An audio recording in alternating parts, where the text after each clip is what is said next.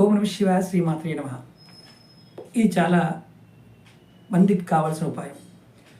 ఉద్యోగ ప్రయత్నాలు ఫలించడం లేదు గురువుగారు అనేవారు ఖచ్చితంగా ఈ ఉపాయం చేయండి. అలాగే మాకు పైన అధికారులు మమ్మల్ని ఇబ్బంది పెడుతున్నారు, వాళ్ళతో ఇబ్బందులు వస్తున్నవారు ఈ ఉపాయం చేయండి. పదవి ప్రయత్నం చేస్తున్నాము, ఫలితం రావడం లేనివారు కూడా ఈ ప్రయత్నం చేయండి. ఏం చేయాలంటే ప్రతి నెలలో అమావాస్య తర్వాత వచ్చే నెల పొడుపుని ఖచ్చితంగా దర్శనం చేసుకోండి. మరుసటి రోజు ఉదయాన్నే తలస్నానం చేసి కొత్త వస్త్రాలు ధరించి రావి చెట్టు దగ్గరికి వెళ్ళి చెట్టు మొదల్లో పాలు పంచదార మిశ్రమాన్ని పోయండి.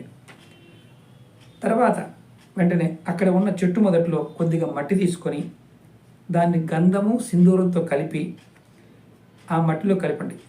మీరు ఆ మట్టిని ప్రతిరోజు మీ నుదుటిన బొట్టుగా పెట్టుకోండి. ఇలా పెట్టుకుంటే మీకు చాలా త్వరగా ఫలితాలు వస్తాయి.